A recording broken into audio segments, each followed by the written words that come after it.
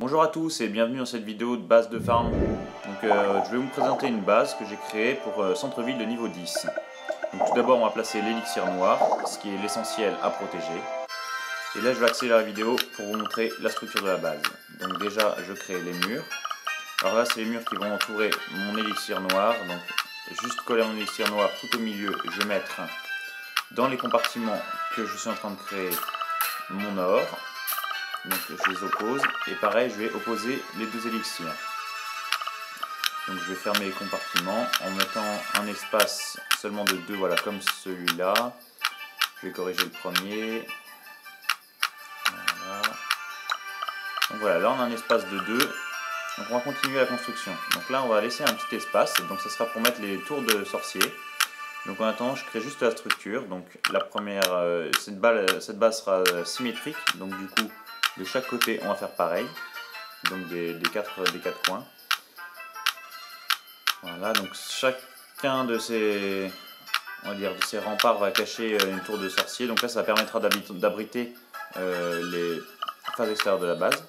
Donc là maintenant je continue les murs vers l'extérieur, donc là c'est pour pouvoir protéger le reste. Maintenant je vais placer mes X-bows. Donc là les X-bows ils sont placés proches des réservoirs, ça va permettre de les défendre beaucoup plus facilement.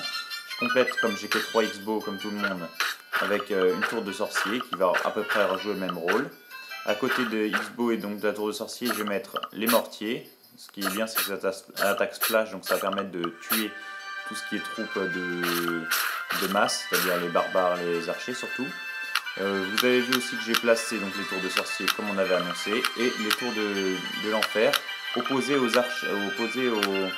Tesla que j'ai pu mettre dans les coches qui collent aux réservoirs centraux. Donc maintenant je vais compléter en mettant encore des réservoirs. Donc cette fois-ci je vais mettre par proximité, c'est-à-dire que quand on a un réservoir d'élixir, je vais mettre un réservoir d'or à côté et inversement. Donc on complète à l'intérieur par des défenses anti-aériennes. Donc c'est vrai que l'avantage c'est que s'ils comptaient nous attaquer par l'air, on utilise les défenses anti-aériennes et ça va contrer son efficacité, puisque en fait tous les X-bows on va les placer en mode terrestre. Bon, ensuite là on continue en mettant des murs. Donc l'avantage c'est que si on bloque à cet endroit là, donc en mettant des murs sur les 4 coins, ça va l'empêcher de pouvoir atteindre, enfin, l'intérêt en tout cas c'est de l'empêcher de pouvoir atteindre les réservoirs de ressources que j'ai pu mettre sur l'extérieur. Donc là c'est l'or, mais sur les autres coins il y a aussi de l'élixir. Donc comme tout à l'heure une symétrie parfaite. Donc là maintenant c'est sur les côtés où on a mis seulement les Tesla, parce que j'ai que deux tours de l'enfer. Donc sur les côtés où il y a les Tesla, on va mettre un petit espace qui permettra d'être rempli après par une bombe géante. Donc ensuite on termine avec le nombre de murs qu'on a, avec un petit couloir qui va soit entraîner les troupes dedans, soit justement dissuader les troupes de rentrer dedans. Donc maintenant on va placer les canons sur l'extérieur. Donc les canons on va plutôt les mettre du côté où il n'y a pas déjà en priorité, là où il n'y a pas les tours de l'enfer.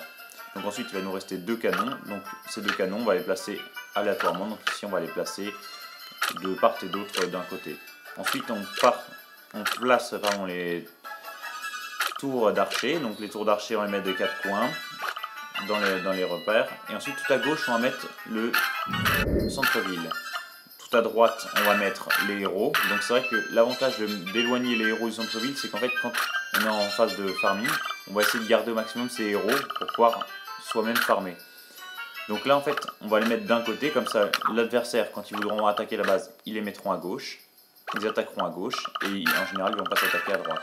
Donc ensuite on termine en mettant les camps de chaque côté de la base, donc ce qui va permettre d'éloigner les troupes. Donc là mon intérêt en fait c'est de placer seulement tout ce qui est défense, parce que tout ce qui est bâtiment non défensif, ça peut être les baraques et autres, vous pourrez les placer vous-même. L'intérêt qu'il faut vraiment garder en tête, c'est de les placer de manière à repousser les adversaires loin de vos murailles. Donc c'est-à-dire si vous espacez un maximum, les adversaires ont beaucoup plus de mal à atteindre le centre, puisqu'ils vont placer leurs unités le plus loin possible de vos murailles.